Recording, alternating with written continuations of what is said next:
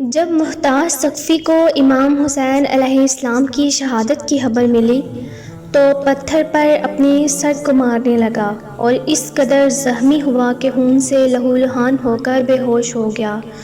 وہ اس وقت قید میں تھا۔ اسے افسوس تھا کہ اپنے امام کی مدد کے لیے کربلا نہ پہنچ سکا۔ اس نے یہ قسم کھائی کہ جس دن بھی وہ قید سے رہا ہو کر باہر نکلے گا، بحکم خدا تمام قاتلین حسین اور یزیدیوں کو قتل کر دے گا۔ یہ شخص کون تھا، امام حسین سے اس کا کیا تعلق تھا اور اس نے یزیدیوں کو قتل عام کیوں کیا، یہ جاننے کے لیے اس ویڈیو کو مکمل دیکھیں۔ غم حسین میں ڈوبا یہ مجاہد مختار ثقفی کے نام سے جانا جاتا ہے، جس نے امام حسین علیہ السلام کے قاتلوں کو موت کے گھاٹ اتار کر مسلمانوں کے کلیجے کو ٹھنڈک پہنچائی تھی۔ مختار کہا کرتا تھا، خدا کی قسم اگر حسین ابن علی کے قصاص میں قریش کے 2/3 حصے بھی قتل کر دیے جائیں تو امام علیہ السلام پہ جو ظلم ہوئے وہ ایک انگلی کے برابر بھی نہیں ہوگا۔ مختار کا پورا نام مختار ابو عبید ثقفی تھا۔ ان کا والد ابو عبیدہ ثقفی نبی صلی اللہ علیہ وآلہ وسلم کے جلیل القدر اصحاب میں شامل تھے اور حضرت عمر کے دور میں جنگ قادسیہ میں جہاد کرتے ہوئے شہید ہو گئے تھے۔ مختار کا تعلق عرب کے مشہور و معروف قبیلہ بنو سقیط سے تھا۔ ابن اسیر نے مختار کو صحابہ میں شامل کیا ہے، جبکہ اکثر مورخین نے اسے تابعین قرار دیا ہے۔ مختار کو لوگ کسان کہا کرتے تھے۔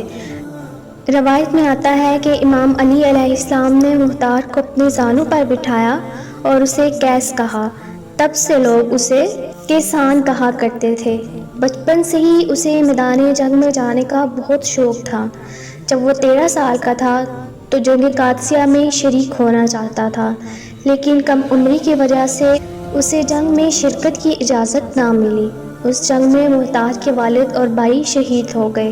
مختار جوانی سے ہی نبی صلی اللہ علیہ وآلہ وسلم کی اعلی اولاد اور اہل بیت سے نہایت محبت اور عقیدت رکھتا تھا۔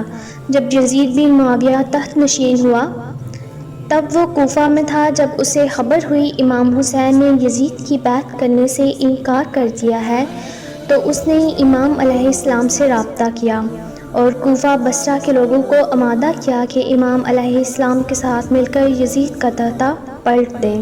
امام حسین علیہ السلام کی حمایت کرنے اور لوگوں کو یزید کے خلاف بغاوت کرنے کے جرم میں یزید کے ظالم گورنر عبداللہ ابن زیاد نے مختار کو اپنی حراست میں لے لیا۔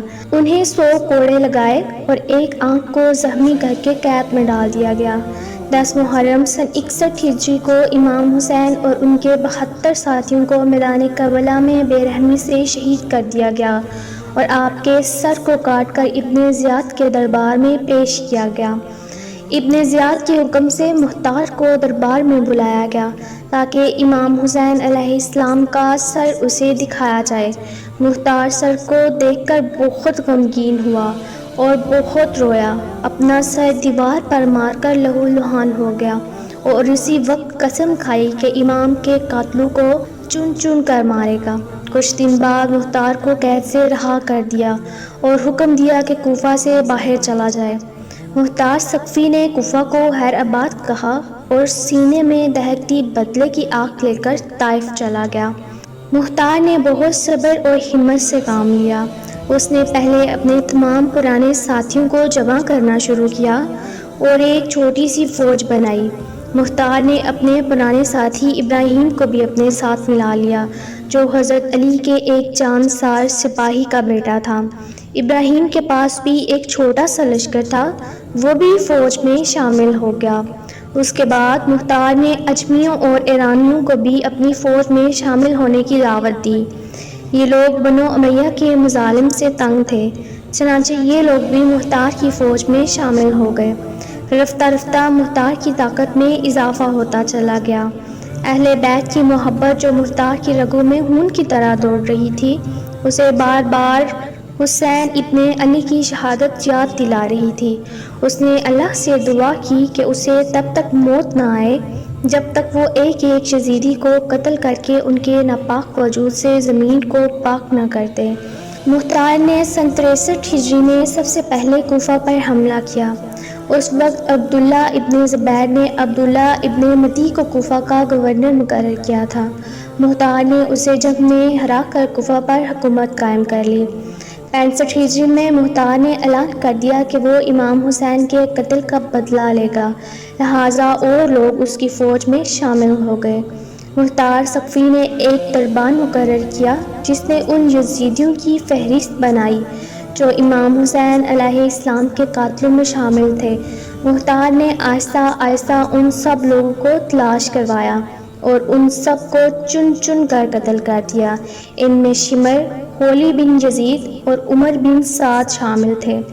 کہا جاتا ہے کہ جب مختار ان قاتلین کو پکڑتا تو ان سے پوچھتا کہ کربلا کے میدان میں تم نے امام حسین علیہ السلام پر کیسے کیسے ظلم کیے تھے۔ وہ جب ساری داستان سناتے مختار بہت زیادہ روتا اور غمزدہ ہو جاتا۔ سن 66 ہجری میں مختار کے سپہ سالار اور ساتھی ابراہیم نے عراق کے مقام موصل پر ابن زیاد سے جنگ کر کے اسے بھی قتل کر ڈالا۔